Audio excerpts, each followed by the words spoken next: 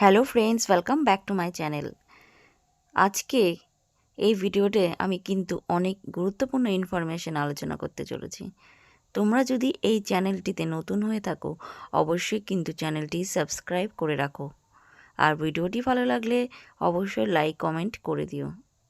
আর পুরো ভিডিওটি কিন্তু তোমরা দেখতে থাকো, স্কিপ করো না। স্কিপ করলে অনেক কিছুই মিস হয়ে যাবে। তো বন্ধুরা, আজকে তোমরা সবাই ইতিমধ্যে তো জানতেই পেরে গেছো যে এসএসসি নবম দশমের রেজাল্ট। হ্যাঁ, আর কিছুক্ষণের মধ্যে প্রকাশিত চলেছে এসএলএসটি নবম দশম ভেরিফিকেশন লিস্ট। ঠিক কত হাজার পরীক্ষার্থী এই ভেরিফিকেশন লিস্টে চান্স করে নিয়েছে। তো যেটুকু জানা যাচ্ছে যে প্রায় 37,000 মতো পরীক্ষার্থী এই ভেরিফিকেশন লিস্টে জায়গা করে নিয়েছে। এখন যে লিস্টটা প্রকাশিত হবে সেই লিস্টে প্রায় 37,000 ক্যান্ডিডেটের নাম থাকবে। আর এদিকে যে অভিজ্ঞতা 10 নম্বর, সেই 10 নম্বরে কি হতে চলেছে? তো সেই অভিজ্ঞতা 10 নম্বরে কিন্তু একটা স্যাড নিউজ তোমাদের জন্য অপেক্ষা করছে। যারা ফ্রেশাররা তারা অবশ্যই এই অভিজ্ঞতা 10 নম্বর যুক্ত করেই কিন্তু লিস্ট প্রকাশিত হবে, সেটা জেনে রাখো। তো তাহলে কিন্তু বোঝাই যাচ্ছে যে ফ্রেশারদের চান্স কিন্তু এখন একদমই কমে গেল। তো ঠিক 11-12 মতোই এখানেও অভিজ্ঞতার 10 নম্বর কিন্তু আগেই যুক্ত হয়ে যাচ্ছে। তার মানে ইন্টারভিউ লিস্ট আমাদের প্রকাশিত হতে চলেছে, অর্থাৎ মানে ভেরিফিকেশন লিস্ট প্রকাশিত হতে চলেছে 80 নম্বরের মধ্যে।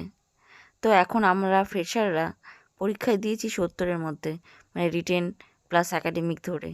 তাহলে কী করে 80-র মধ্যে আমরা মেধা তালিকা জায়গা করে নিতে পারবো? তো এখানে কিন্তু অনেকটাই নিরাশার কাজ করছে এই রেজাল্ট বেরোনোতে, আর সেই আনন্দটা কিন্তু আমাদের মধ্যে আর নেই। তো যাই হোক, তাও আমরা আশা করে আছি, দেখা যাক যদি এখানে ফ্রেশারদের জন্য কোনোভাবে যদি কিছু ব্যবস্থা বের হয়, সেই আশাতেই আশা রাখছি আমরাও। তো ফ্রেন্ডস, এখানে কিন্তু তোমরা জানতেই পেরে গেছো যে ফ্রেশারদের সুযোগ কিন্তু অনেকটাই কম। ফ্রেশাররা আবার কিন্তু এই পরীক্ষা থেকে ছিটকে গিয়েছে। তো কিছুক্ষণের মধ্যে রেজাল্ট বেরোবে, তোমরা নিজেরাই লিস্ট দেখতে পাবে এবং নিজেরাই কিন্তু তোমরা জানবে যে চান্স হলো কি হলো না।